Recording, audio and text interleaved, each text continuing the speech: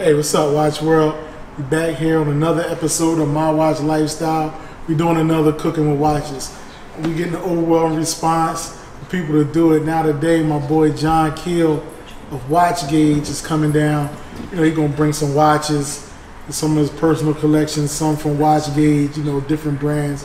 And I think we're gonna have a lot of fun. We're gonna talk a lot of watches. We're gonna get in that kitchen. I don't know what the chef is gonna have us cooking, but you know, I hope it's something that we like to eat. Well, I like to eat. It don't even matter. But I think we're gonna have a lot of fun. Stay tuned. Come back and watch Cooking with Watches. Check it out. We'll be back in a minute.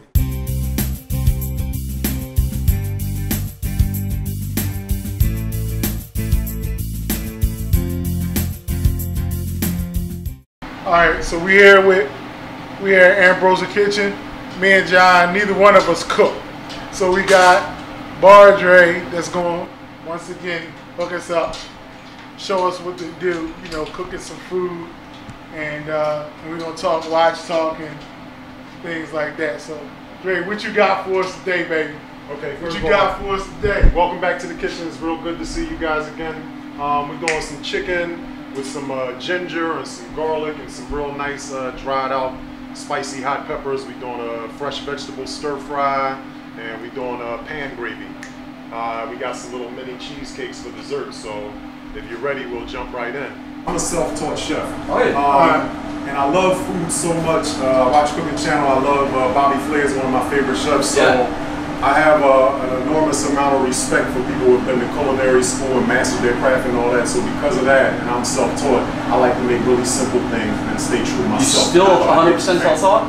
Huh? You still 100% self-taught? Yeah. All right, so that'll work for us. Yeah. That'll work for us. I mean, I've read some cookbooks and stolen some stuff from Bobby Flair. Yeah. Because we just like to eat. That's what we do. We're self-taught watch enthusiasts, right? Yeah, watch so nuts. all right, exactly. So we taught ourselves about watches. All right, so I like to be informal and very simple with what I'm doing, so Awesome. it should be easy for All right, everybody. first up, what we got going on? All right, let's go. So this is our chicken. Chicken's very simple. I'm sure you've had bland chicken before, but that's not what we're going to do today. So the key to big flavor with things like chicken and simple things is a process called caramelization. And that's when you apply direct heat with a good bit of intensity. And what that does is that it evaporates some of the water molecules and some of the sugars that are in the food. So what you get is it turns a pretty brown color, and you also get a more intensity of flavor. So that's what we want to do. We want to get this chicken in a hot pan to get the skin crispy and to start the caramelization process before we put the whole pan in the oven. It's a pan roasting process. This Cooking with Watches, he can't be cooking with no watch on. We need a watch. I'm naked. Yeah. So, hold on, pull out the case. I don't want you naked, that's for sure. Pull out the case. You're a handsome Listen, man, this is Cooking with Watches. He got it. The chef has to have a watch on. So, this guy got plenty of watches that he brung in today. I brought a bunch of watches here. I mean, really not for the show as much as for me and Ty just to talk watches together off camera. So what we want him to cook in? You know, I'm thinking. Yeah. See, I'm wearing the Gorilla Fastback. Let's do that. Okay. So the Gorilla Fastback. Okay. Yeah. Give him the fastback. So my site is brand new. Okay. We're launching one new watch every week into the fall. Our first partner brand was Gorilla Watches. Swiss design, made of carbon, forged carbon, titanium, ceramic, and anodized aluminum. Super light, super comfortable, wraps around your wrist. It's very comfortable. Yeah, it's a great watch. You can cook all day long. It's got a rubber strap. You can cook all day long. You go to the gym. You put on a suit. Too. Yep. So you can take that off when you're done. You know, it gets all splashy. Take it off, put it on the sink, wash, clean it up, and it's going to look just like that. Also, ceramic, sapphire crystal will not scratch. Okay. Right, so you can bang put it around. something on. Now you got to put something back on. What are you wearing? You're wearing your Omega. I'm wearing Omega. And it's Tuesday. So let's make Speedy it Tuesday. Yeah, it is. Let's make it Speedy Tuesday. What time you got? Yeah, it's almost quarter up. All right, so there we go. All right, cool. So close that back up. So now we're gonna cook in Speed Masters because it's Speedy Tuesday. You know, he got the anniversary on the NATO. I got the whole. So yeah, bang.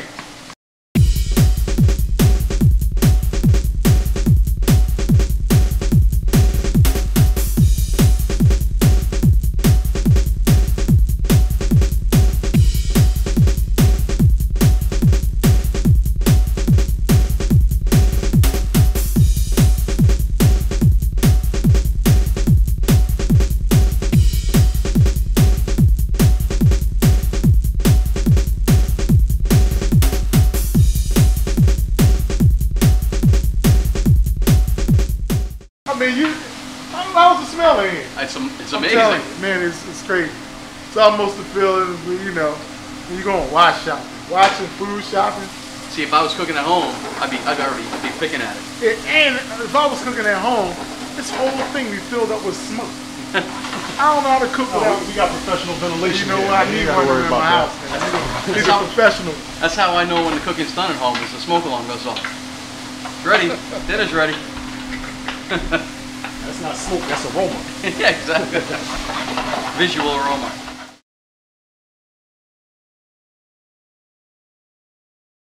Back with another episode of Cooking with Watches, and today I got him in the kitchen.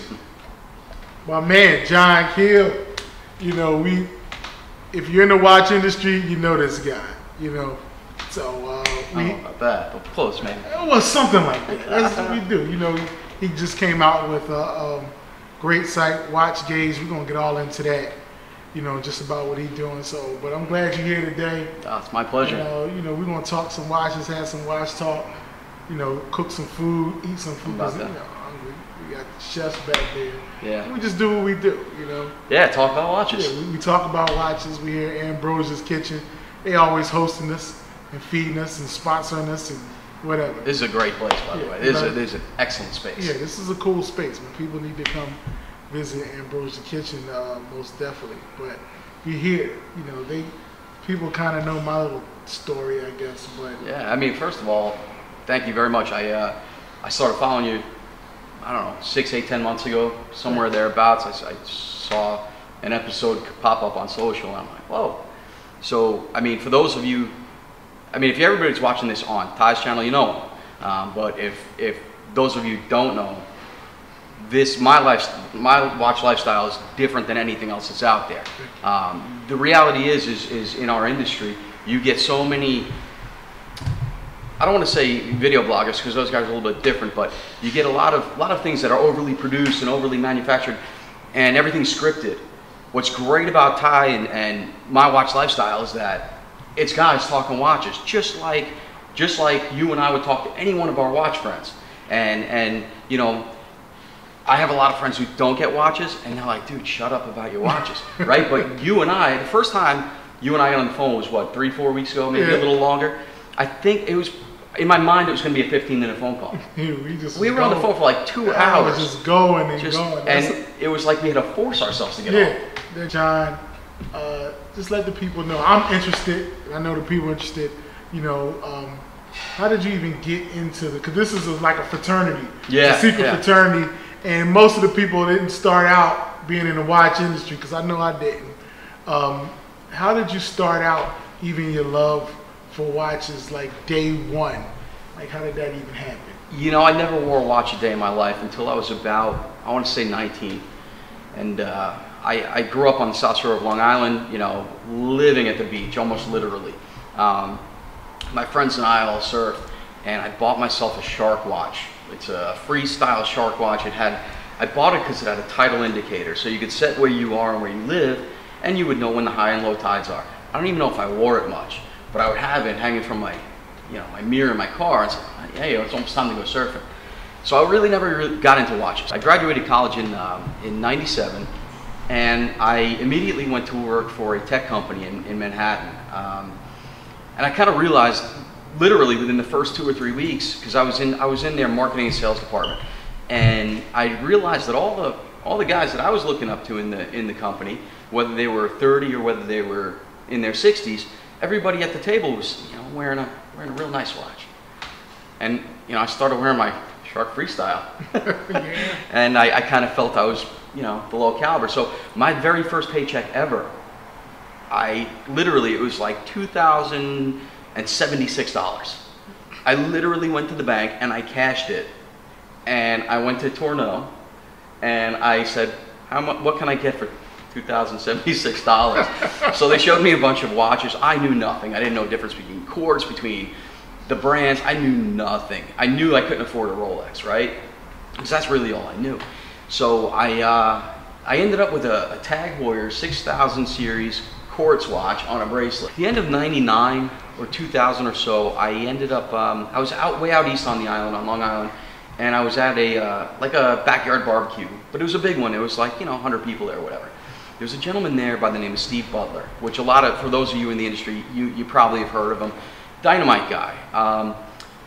You know, friend introduced me, and he's like, hey, that's a nice tag. And we started talking watches, and it was obvious I didn't know anything about what I was talking about.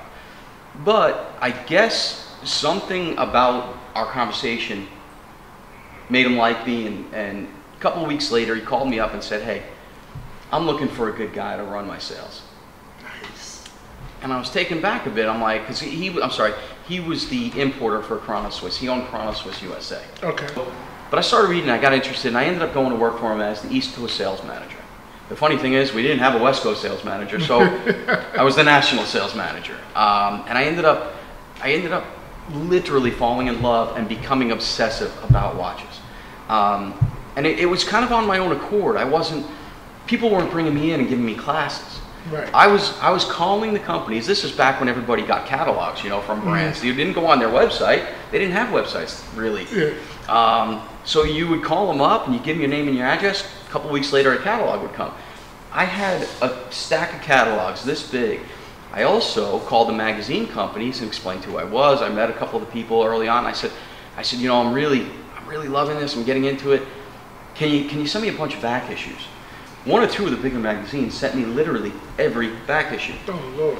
I'm sorry, they didn't send them to me. I had to pick them up because the freight would have cost $1 million. So that was kind of my introduction to watches. I did a few years there at Chrono Swiss. I met phenomenal people. I became very knowledgeable about the different brands, the history, the knowledge, and that was the start. And I started there in 2000, and you know, so it literally became an obsession. To this day, it's an obsession, because when I'm sitting on the couch with my wife, kids go to bed, you know, she's watching Housewives or something I can't stand.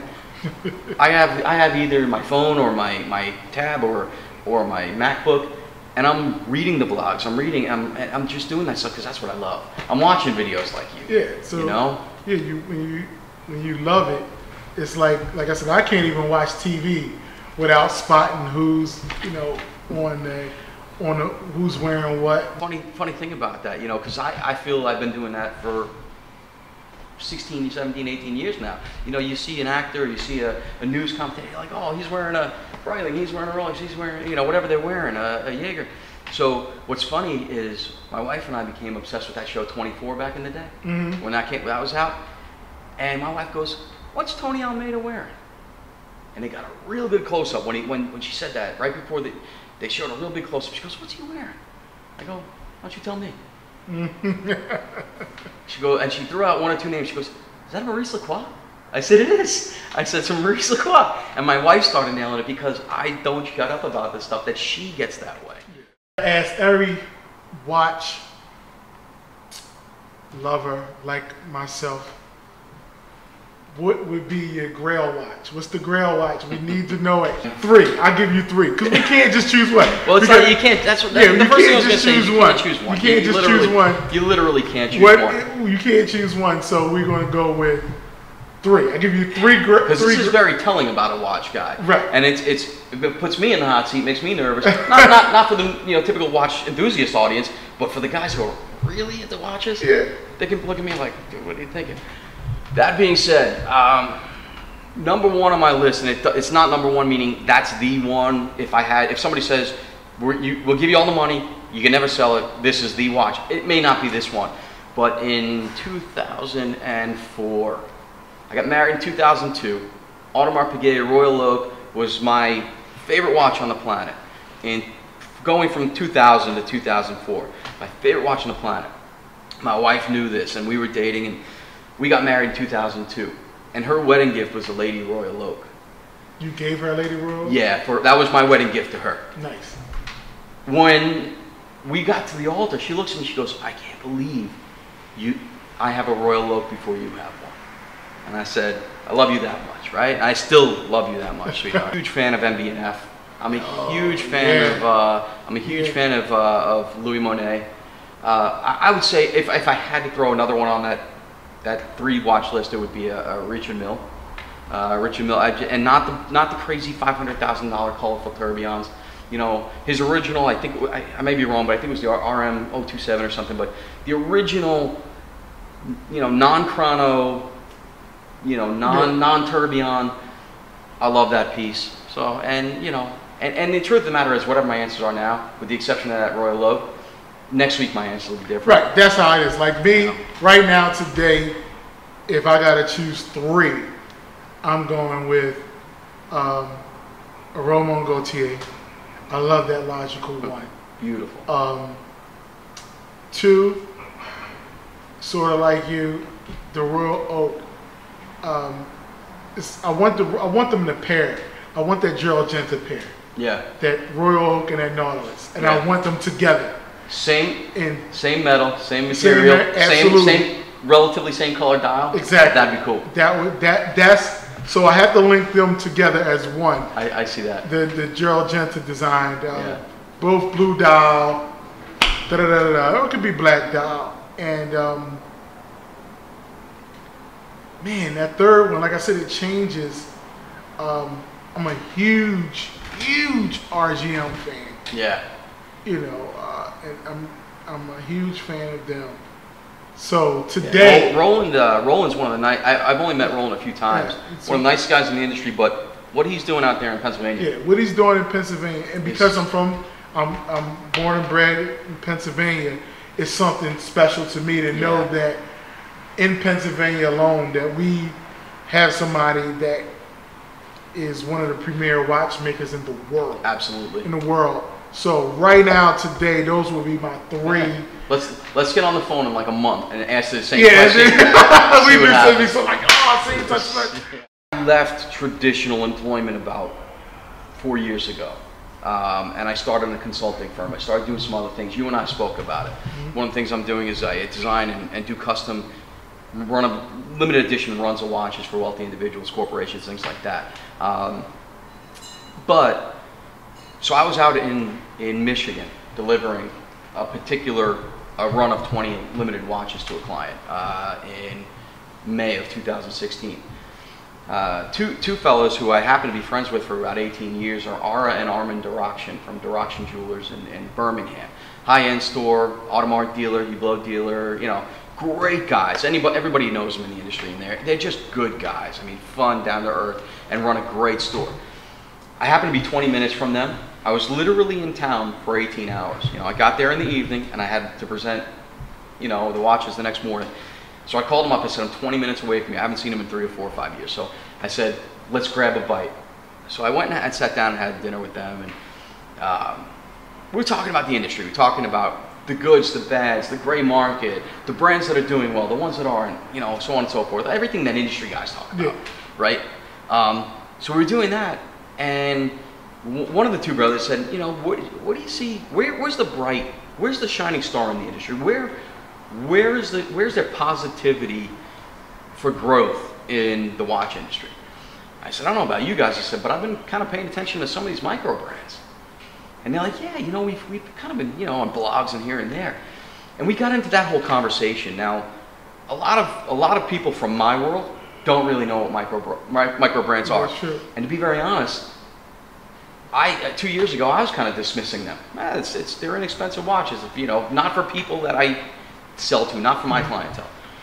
But I just kind of started paying more attention and just reading the blogs. And what really got me was when you see a blogger in a forum, particularly in the blogs, they have comments usually under their blog writing.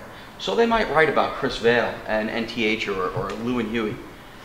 But the comments were unbelievable. Right? It was this watch is such an amazing bang for the buck, the quality's great, the bezel works fantastic. Everything seemed to be positive. And not just with Chris, but with other micro brands. Right. So for a guy like me who just loves watches, and I love watches of all calibers. I mean, I got a G-Shock 2 years ago and I was stoked. I was like super excited. So I love watches of all calibers. So I'm like, man, I mean, maybe this is really something to pay attention to. And I had a few opportunities to look at a few. And so that was prior to this dinner I had with Ara and Armin. And the conversation got into that, and, well, gee, what type of growth? How is the growth? You know, micro brands are typically either funded, crowdfunded, or self-funded on a very small budget. They don't have a big marketing team. They don't have a big sales force. It's generally one person, maybe 2 or 3 people in a brand. And all of their sales come from social media, online forums, Facebook, Instagram, things like that. So I started talking to these people after this meeting, and I with R&R, and I just started reaching out to some of the brands and asking questions and, you know, trying to figure out what they do. It seemed a lot of these guys had no interest in ever selling a watch. Not that they don't want to sell their brand, they don't want to sell their collection, but they never wanted to be the guy to have to go out and spend 4, 5, 6 hours a day online, on social media, interacting in the forums and things like that. They want to design. They want to get into manufacturing. They want to do all that stuff. And so I'm thinking, gee, there's no central location. There's no place where you can go and see all the best micro brands, learn about them, maybe have interviews with them, so on and so forth, and ultimately purchase them. Now you have something called WatchGauge. Yeah. Right? And you bought I brought a little, just some goodies to share. Some goodies to share. Yeah. So you know, just tell us about WatchGauge and what is it?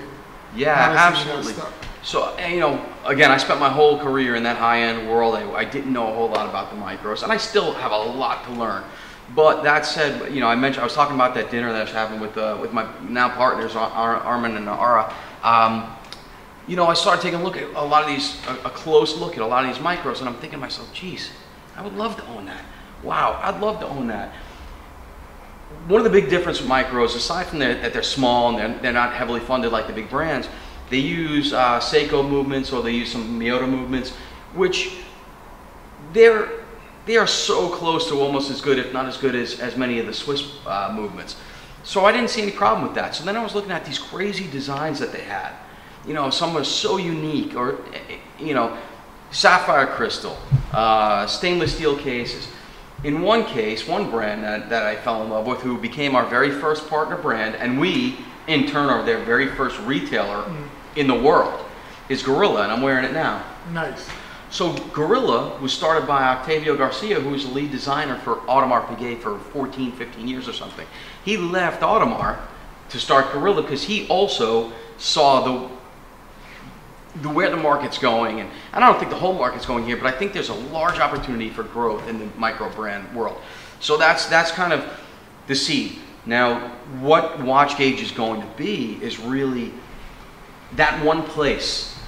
And there are other places. You can go to Facebook groups, you can go here and there. But this is going to be the one site where all of the best micros are combined. And I don't just mean the micros that are specifically targeted to the Ys, or what everybody knows as the Watch-A-Date savants. If you don't know what that is, it's people who are really hardcore in the watches, and they're in the forums and things like that. So where Gorilla may not appeal to somebody who's a Ys, because it's got a Miyota 8 series movement, to me, having a forged carbon case, ceramic bezel, aluminum, titanium, crazy construction, and a decent movement, to me, this is worth every bit of the $880 that it sells for. So that we loving what you're doing with WatchGauge. We definitely a partner. Yeah. You know, and trying to spread the word of all kind of watches, and a fan of what you're doing. That's why you're here. Thank you. So the food is ready. I'm hungry. I want something to eat. You know, Bardre, he helped us. See, not only we made him a watch enthusiast today again with the Gorilla watch. You know, me and John sporting the Speedies. Speedy Tuesday. So on Speedy Tuesday. So now, you know, he want to make us food, guys. We're gonna try to cook one day, right? Like, I'm gonna try to come to the house. I know it's not gonna come anywhere close to this, but I'm gonna try something. We're gonna come to the crib. So hold on, we got it. Let's christen it together to see, you know, see how this tastes. So delicious. Smelling, dying right now. I haven't eaten breakfast either. Oh, what? Oh my God. That's the gravy that we made. Yeah. Ambrosia Kitchen Food. The chef's here. It's fun. Good place. We having fun. My man John came down and he brought some good watches. We had some watch talk. We even gave Bardre a watch the Gorilla. The best thing I can say is I forgot it was there, you know, which is a big thing because I don't usually wear a watch on a daily basis. So for it to be there and me not be, you know, constantly conscious of it, means it's really comfortable. It's got the nice ventilated strap. You know, it gets hot in the kitchen. And even though I didn't do any banging with it, I'm told that this is sapphire crystal, right? Yeah. Glass on here. So ceramic. Scratch resistant. I don't have to worry about that. It's got nice big numbers on the face that I can read. So it's a pretty good watch for a chef. Oh man, so that's cool. So the Gorilla stood the test of cooking.